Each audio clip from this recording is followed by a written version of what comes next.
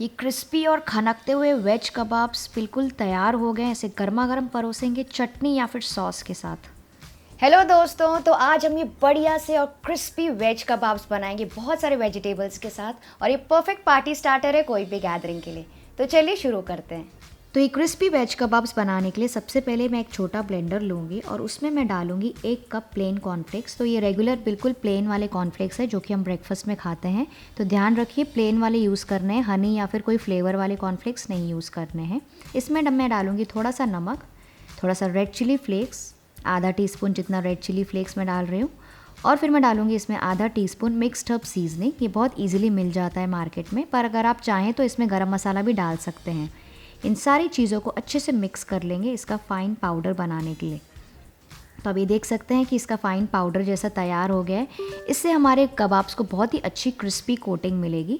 वैसे आप चाहें तो यहाँ पे ब्रेड क्रम्स भी यूज़ कर सकते हैं, लेकिन इससे बहुत ही अच्छी और क्रिस्पी कोटिंग बनती है फ्रेंड्स। तो मैं आपको सजेस्ट करूँगी कि ये वाली कोटिंग आप एक बार ट्राई करके देखिए। इसे साइड में रख देंगे। फिर एक पैन में मैं गरम करूँगी 2 टीस्पून तेल, और जैसे ही तेल गरम हो जाएगा मैं इसमें डालूँगी 2 टीस्पून अदरक लहसुन का पेस्ट, 2 हरी मिर्ची बारीक कटी हुई, और इसे थोड़ी देर फ्राई करेंगे। फिर मैं इसमें डालूँगी 1 प्याज बारीक कटा हुआ। इसे थोड़ी देर सौते करेंगे 2 से 3 मिनट के लिए, जैसे कि स्लाइटली गोल्डन ब्राउन हो जाए और थोड़े से सॉफ्ट ना हो जाए।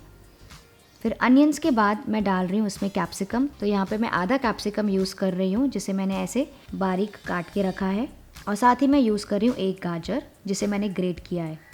फिर मैं इसमें डालूँगी थोड़े से बॉईल किए हुए मटर, हरे मटर, जिसे मैंने बॉईल करके ऐसे थोड़ा सा क्रश कर लिया अपने हाथों से, और साथ ही हम डालेंगे 2 से 3 टेबलस्पून बॉईल किए हुए कॉर्न्स। इन सारे वेजिटेबल्स को अच्छे से मिक्स करके पकाएंगे बस 2 से 3 मिनट के लिए, जैसे कि हल्की सी ना सॉफ्ट हो जाए। आप चाहें तो यहाँ पे कोई भी वेजिटेबल्स जो आपको पसंद हो आप डाल सकते हैं अपने बच्चों को खिलाने के लिए। जैसे यहाँ पे आप मशरूम्स डाल सकते हैं, बारीक कटे हुए बीन्स डाल सकते हैं, पालक डाल सकते हैं, बीटरूट डाल सकते हैं, बहुत सारी चीज़ें आप डाल सकते हैं यहाँ पे अपने बच्चों के लिए। इसमें डालेंगे थोड़ा सा नमक, आधा टीस्पून लाल मिर्ची का पाउडर, आधा टीस्पून काली मिर्ची का पाउडर, 1 चम्मच धनिया पाउडर, आधा टीस्पून गरम मसाला पाउडर। फिर मैं इसमें डाल रही हूँ थोड़ा सा लेमन जूस, आप चाहें तो यहाँ पे आमचूर भी यूज़ कर सकते हैं, और इन सब चीज़ों को अच्छे से मिक्स कर लेंगे। अब बारी आती है इसमें आलू डालने की। तो यहाँ पे मैं 3 से 4 आलू डाल रही हूँ, जिसे मैंने बॉईल करके मैश करके रखा था, और इसे भी मिक्स करके पकाएंगे कम से कम 2 से 3 मिनट के लिए, जैसे कि सारी चीज़ें आपस में अच्छे से मिलजुल जाएँ और एक आटे जैसी कंसिस्टेंसी तैयार हो जाए। आप यहाँ पे चाहें तो नमक चेक कर सकते हैं अपने स्वाद के अनुसार, और इस मिक्सचर को इसी तरह से थोड़ी देर मिक्स करते जाएंगे जैसे ये हल्का सा ड्राई हो जाए, मतलब कि आलू का जो एक्सेस मॉइस्चर रहता है ना बॉईल करने की वजह से, वो थोड़ा सा सूख जाए। तो ये जो मसाला है ना, इसका साइड्स में से पूरा पानी सूख जाना चाहिए, और ये लंपी एक तरफ डो आ जाए वैसा हो जाना चाहिए मसाला। आप देख सकते हैं कि एक तरफ आ रहा है, इसमें कोई पानी नहीं है। इससे क्या होगा, हमारे कटलेट्स बहुत अच्छी तरीके से हम शेप कर पाएंगे, और ये बहुत क्रिस्पी भी बनेंगे, और ये फ्राई करने के समय सॉगी भी नहीं बनेंगे। तो इसके लिए इस मसाले को थोड़ा सा सुखा लीजिए। तो अभी मसाला मेरा सूख गया, आप देख सकते हैं कि एक तरफ इकट्ठा होने लगा है। तो इस समय गैस का फ्लेम ऑफ कर देंगे, और इसमें हम डालेंगे आधा कप ब्रेड क्रम्स। तो इसके लिए मैंने रेगुलर ब्रेड ली थी 3 से 4 ब्रेड, और इसे मिक्सी में ऐसे ही पीस लिया था। तो ये आधा कप करीबन ब्रेड क्रम्स है, और साथ ही मैं डाल रही हूँ फ्रेश धनिया। इन सारी चीज़ों को अच्छे से मिक्स कर लेंगे। तो अब ये मसाला तैयार हो गया है कटलेट्स बनाने का। इसे किसी प्लेट में ट्रांसफ़र कर लेंगे, और इसे हल्का सा ठंडा होने देंगे, जैसे आप इसे हैंडल कर सकें। अब क्या करना है, अपने हाथों में हल्का सा तेल ले लेंगे, और इसका थोड़ा थोड़ा पोर्शन ले लेंगे अपने हाथों में, और इसके कटलेट बना लेंगे। तो आप चाहें तो बड़े, छोटे, ओवल, राउंड, जैसे कटलेट्स आपको पसंद हो या जैसे आपको शेप कंफर्टेबल हो आपको बनाने के लिए, वैसे आप बना सकते हैं। लेकिन मैं आज इसके थोड़े से लंबे कबाब्स बना रही हूँ इस तरह से। आप ये देख सकते हैं। तो अपने हाथों के बीच ऐसे अच्छे से रोल करते जाइए, ताकि ऊपर का जो सरफेस है अच्छी तरह से स्मूथ हो जाए। ये आप देख सकते हैं कि मेरा एक लंबा सा एक कबाब रेडी हो गया है। इसी तरह से सारे कबाब्स रेडी कर लेंगे। तो आप ये देख सकते हैं कि मैंने सारे लंबे कबाब्स तैयार कर लिए हैं। अब इन्हें साइड में रख देंगे।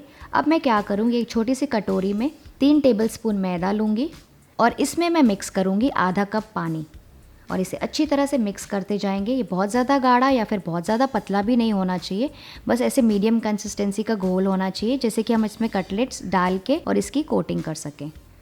तो अब ये घोल भी तैयार हो गए और हमारे लंबे कबाब्स भी तैयार हैं। अब क्या करना है, हम एक कबाब लेंगे, इस घोल में इसमें डिप करेंगे, मैदा वाले घोल में, और तुरंत इसको निकाल देंगे। इसका जो भी एक्सेस मैदा का घोल है इसको निकाल देंगे उसमें से। तो आप यहाँ पे फोक यूज़ कर सकते हैं, उससे बहुत ही आसानी से ऐसे हो जाता है। और उसके बाद इसे तुरंत कॉर्नफ्लेक्स के पाउडर में डाल देंगे और फिर इसे अच्छी तरह से कोट कर लीजिए कॉर्नफ्लेक्स पाउडर से अपने हाथों से, जैसे ये चारों तरफ से अच्छी तरह से कोट हो जाए और कोई भी साइड या कोना ना छूटे। ये देखिए, इसे इवनली इस तरह से कोट कर लीजिए। और हाँ, अगर आप चाहें तो इसे डबल कोट भी कर सकते हैं और क्रिस्पी ऑप्शन के लिए, उससे आपके कटलेट्स बहुत ज़्यादा क्रिस्पी बनेंगे। और क्या होगा ना, आप उसे फ्रिज में भी स्टोर करके रख सकते हैं किसी भी एयरटाइट कंटेनर में, कम से कम 2 से 3 दिन के लिए। तो इसी तरह से सारे कबाब्स को अच्छी तरह से कोट कर लीजिए इस कॉर्नफ्लेक्स के चूरे के साथ। तो मैंने सारे कबाब्स को अच्छी तरह से कोट कर लिया है और मैंने डबल कोटिंग की है। इस समय आप ये देख सकते हैं कि मेरा पूरा बैच रेडी है अच्छी सी कोटिंग के साथ, कॉर्नफ्लेक्स कोटिंग के साथ। और अगर आपको चाहिए तो आप इस समय इसको एज इट इज़ फ्राई कर सकते हैं, लेकिन आज मैं क्या कर रही हूँ, हर कबाब के बीच में एक मैं आइसक्रीम स्टिक डालूंगी। तो एक कबाब लीजिए और उसमें धीरे से इस सेंटर में, यहाँ बीच से नीचे से ऊपर की तरफ एक आइसक्रीम स्टिक डाल दीजिए धीरे से, और उसको अच्छी तरह से थोड़ा सा फिर से हाथों से शेप कर लीजिए। आप ये देख सकते हैं कि कितना प्रेजेंटेबल लग रहा है। वैसे ये ऑप्शनल है, लेकिन ये बहुत ही अच्छा लगता है बच्चों को, और पार्टीज़ में तो बहुत ही ज़्यादा अच्छा लगता है। तो इसी तरह से सारे कबाब्स तैयार कर लेंगे। तो मैंने सारे कबाब्स में आइसक्रीम स्टिक डाल के रखी, आप देख सकते हैं। तो ये मेरा पूरा बैच अब रेडी हो गया है। तो अब ये तैयार है फ्राई करने के लिए। तो यहाँ पे मैंने कढ़ाई में तेल गरम करने के लिए रखा है। ये तेल अच्छे से गरम हो चुका है मीडियम हाई फ्लेम पर। अब एक एक करके हम कबाब इसमें डालते जाएंगे। तो इसमें 1 2 3 जैसे आपकी कढ़ाई में फिट आते हों उसके हिसाब से आप फ्राई करते जाइए। तो यहाँ पे मैं पहले 2 से 3 कबाब फ्राई करके देख रही हूँ। तो ऐसे ही फ्राई करते जाइए इसे 2 से 3 मिनट के लिए, या फिर जब तक ये अच्छे से गोल्डन ब्राउन और ऊपर से ना क्रिस्पी ना हो जाए। तो इसे आप बीच बीच में स्टर कर सकते हैं। तो आप ये देख सकते हैं कि इसकी कोटिंग कितनी बढ़िया तरीके से सेट हो गई है इसमें, और ये बहुत ही अच्छे से क्रिस्पी भी हो रहे हैं गोल्डन ब्राउन ऊपर से, क्योंकि हमने इसमें कॉर्नफ्लेक्स का चूरा लगाया था। तो फ्रेंड्स, आप भी इस कॉर्नफ्लेक्स के चूरे की कोटिंग ट्राई करके देखिए किसी भी कबाब्स या कटलेट के ऊपर, आपको बहुत ज़्यादा पसंद आएगी। तो बस इसे फ्राई करते रहिए बीच बीच में इसे स्टर करते हुए। इसे लगभग 2 से 3 मिनट ही लगते हैं फ्राई होने में। इसे बहुत ज़्यादा डार्क भी नहीं करना है। आप ये देख सकते हैं कि अच्छे तरीके से गोल्डन ब्राउन हो गए हैं और ये क्रिस्पी भी हो गए हैं। और घबराइए मत, इसमें आइसक्रीम स्टिक बिल्कुल नहीं जलेगी। तो आप आइसक्रीम स्टिक डाल के देखिए अपने कबाब्स में, ये बिल्कुल जलती नहीं है, क्योंकि बहुत सारे लोगों ने मुझे ये कमेंट करके भी पूछा था पहले वाले वीडियो में। तो बस अब ये फ्राई हो गए, बहुत ही अच्छा सा प्यारा सा कलर भी आ गया है, आप देख सकते हैं। ये बिल्कुल खनकते हुए लग रहे हैं, इसमें से थोड़ी थोड़ी आवाज़ भी आ रही क्रिस्पी कोटिंग की। तो बस अब इसे निकाल देंगे टिश्यू पेपर के ऊपर, और इसी तरह से सारे कबाब्स फ्राई कर लेंगे। तो इसी तरह से आप बाकी के कबाब से फ्राई कर लीजिए और इस टिश्यू पेपर में हम रख देंगे। तो बस अब इसे गर्मा गर्म परोस लेंगे किसी भी सॉस, चटनी या फिर डिप के साथ। आप ये देख सकते हैं कितने टेम्पटिंग लग रहे हैं इसी समय। इसके ऊपर बिल्कुल भी तेल नहीं दिख रहा है, ये अच्छे से खुश्क बने हैं, मतलब ये बहुत ज़्यादा ऑयली भी नहीं है ऊपर से, और अच्छे से फ्राई भी हो गए हैं, और ये बहुत ही क्रंची और फ्लेवरफुल बने हैं।